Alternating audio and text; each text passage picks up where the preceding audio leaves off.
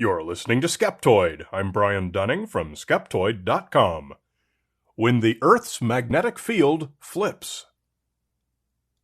When the alternative science community began predicting a global apocalypse in 2012, some placed the blame on an unexpected reversal of the polarity of Earth's magnetic field. This, they said, would cause unprecedented superstorms, volcanoes, and earthquakes, and would put an end to human civilization as we know it. The newspaper Salem News said, NASA has been warning about it. Anything can happen. And what normally happens is that all hell breaks loose.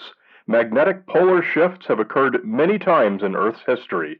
It's happening again now to every planet in the solar system, including Earth. With the field weakening and cracks emerging, the death rate from cancer could skyrocket.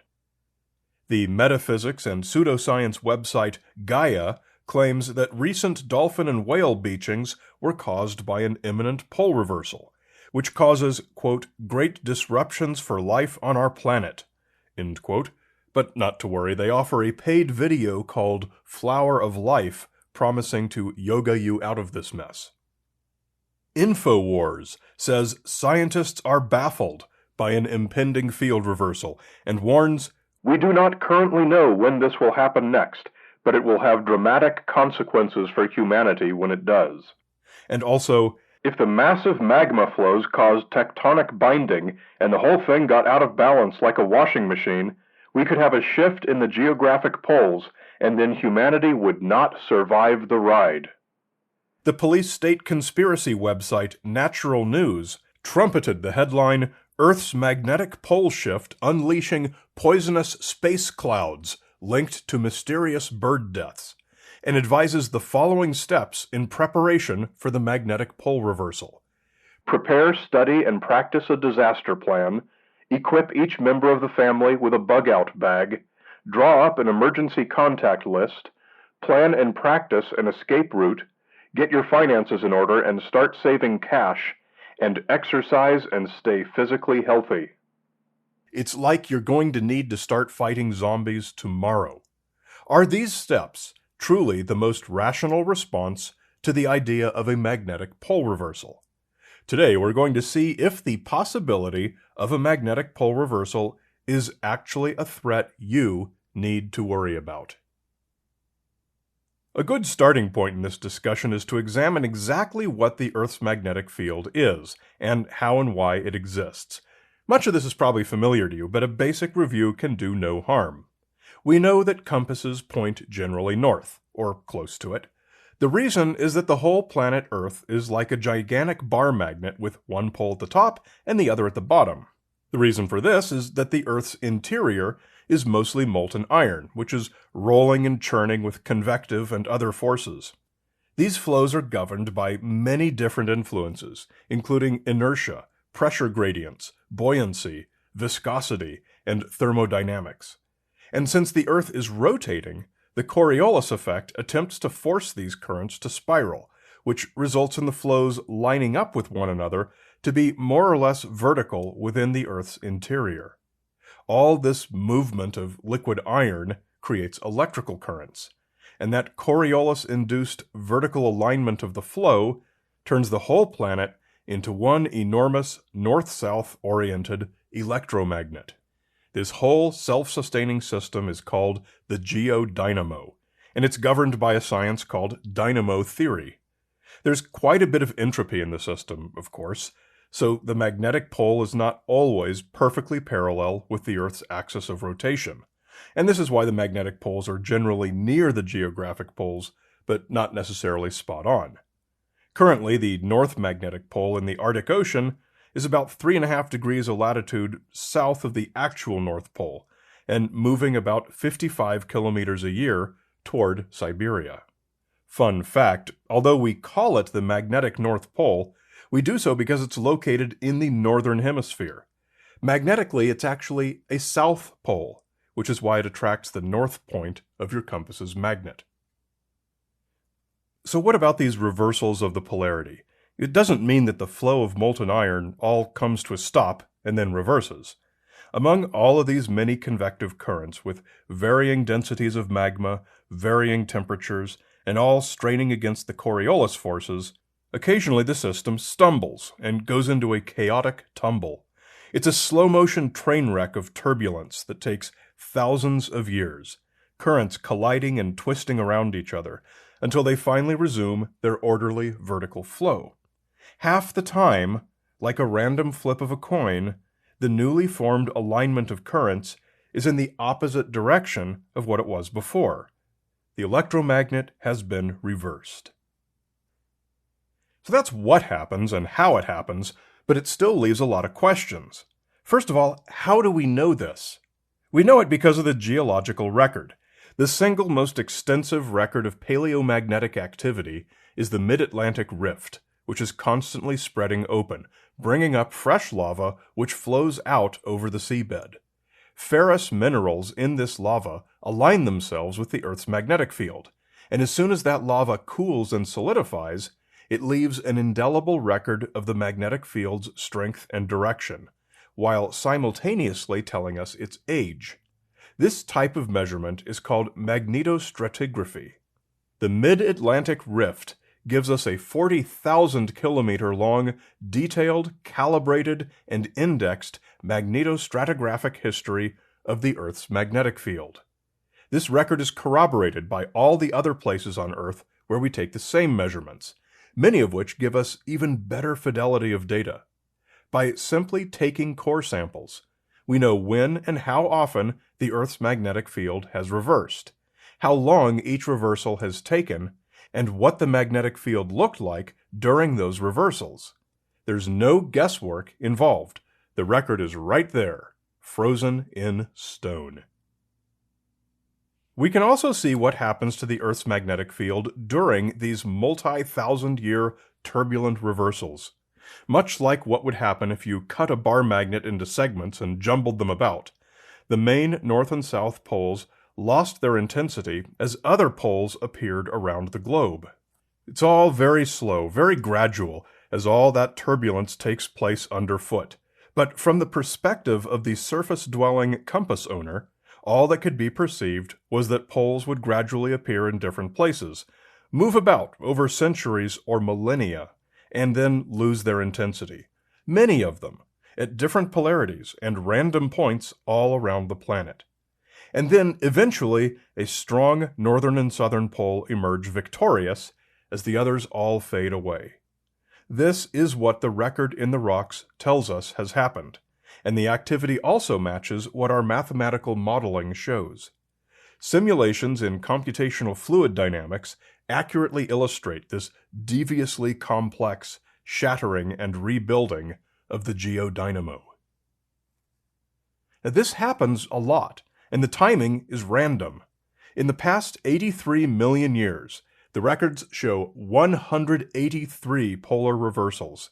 That's an average of every 450,000 years. But the duration of periods between reversals, called crons, is at least as random. But even more often than complete reversals are periods when it went a little crazy but then recovered, as if the turbulence in the mantle was enough to disrupt the normal flow, but little enough that it was able to recover. In these cases, the record shows excursions by the poles, but they return after only a few centuries, sometimes even faster. A very few times in the geologic records are stable periods which lasted more than 10 million years, and we call these supercrons. But the question many of you are asking is, how long ago did it happen last, and when can we expect it to happen again? Well, the most recent reversal happened 780,000 years ago, which is longer than the average cron, but still typical. No data whatsoever predicts how long our current cron might last. It could be a 10 million year supercron, or the stumbling blocks of turbulence might already be throwing monkey wrenches into the machinery of the stable flow beneath our feet. We don't know at all. And with the reversals taking thousands of years, it's improbable that either we or our descendants over the next several generations would be able to detect any change in progress. Today, some point to signs they claim indicates the next reversal has already begun. The fact that the pole is currently moving faster than usual, and the fact that the field strength has shrunk by about 10% over the past century and a half or so. While these are true, they do not support any conclusions. The poles have always moved, and while our field strength has dropped a bit, the level it has dropped to is about average over all of history. There are a few relatively large anomalies around the world, which some claim are those little poles that appear intermittently during a reversal in progress. However, the Earth has always had such local anomalies. The field has never been perfect. So in point of fact, there is nothing unusual going on with our magnetic field, and nothing that could be reasonably described as evidence of a change in progress. So when a reversal finally does happen, is it going to cause worldwide destruction? The short answer is a definitive no. Looking at all the mass extinction events in history, we find no correlation whatsoever to the record of pole reversals. Similarly, when we look at all the major climate shifts in history, we also find no correlation at all. Without any doubt, magnetic pole reversals have no impact on climate or life on Earth. Some people point to magnetotactic bacteria, which are hypothesized to use magnetic crystals to help them navigate along flux lines to find water with higher oxygen. It's improbable that these would be impacted. The flux lines will never go away, they'll just slowly reorient over a period of centuries. Others point to other species of animals supposed to use magnetic flux lines to help them navigate, like salmon or homing pigeons. Well, these theories are controversial at best, and plenty of studies refute the claim that the species have any significant reliance on magnetic flux. Their other senses play a far larger role, which is part of why we find no correlation between extinctions and pole reversals. We took a much deeper dive into this in episode number 523 on bird navigation. The sheer number of pole reversals documented over the past few million years is pretty good evidence that they don't have a significant impact on life on Earth. The problems most often touted that could result from a pole reversal pertain to the fact that the Earth's magnetic field provides protection from solar radiation. Without this protection, not only would electronics get fried, but people and animals would suffer from lethal radiation. Evidence from the Paleomagnetic record tells us that this too is highly unlikely to ever present a problem. Never in the record has the planetary field ever disappeared. During a chaotic reversal, the magnetic field is shaped differently and it changes, but it would always be there in some form to deflect the solar radiation. It is true that if it took an unusually large dip in its strength, increased radiation would indeed result in greater incidence of skin cancers. But it's of little use for us to predict how humanity would respond to this, as it would happen many centuries in the future, at the soonest, and would provide many more centuries of response time. What other defenses would our race contrive against skin cancer during that period? We can scarcely even imagine. The same goes for the predicted threat to our power grid. It's true that if a dramatic loss in the magnetic field was sudden, giving inadequate time for a response, the world would indeed suffer tremendous disruption to all kinds of technologies, power, communication, and so on. But that's not the way these events work. On a time scale of hundreds or thousands of years, such systems would be re-engineered and replaced many times to newer and better standards over the course of a weakening of the magnetic field. Trumpeted scenarios of overnight disasters are simply factually wrong. There is no realistic threat to our power grid or other systems from a potential reversal of the magnetic poles. So please, do not panic at the idea of an impending reversal of the Earth's magnetic field. When it happens, it will not trigger a global apocalypse or pose any realistic harm to any of Earth's many systems. When you see a claim on the internet warning that it's coming soon and that we all need to become preppers, you should always be skeptical. A great big Skeptoid shout-out to premium members William Patrick, Aidan L. Chucho Barnes, Saber Wolfie, and Luke Neal from West Kirby, near Liverpool in the UK. Do you have your free Skeptoid-branded USB 3.0 thumb drive, preloaded with all the content we've ever produced? No? Then get it.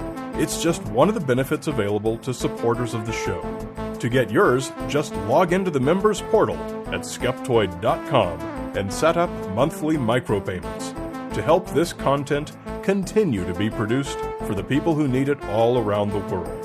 The Skeptoid USB drive. You're listening to Skeptoid, a listener-supported program. I'm Brian Dunning from Skeptoid.com.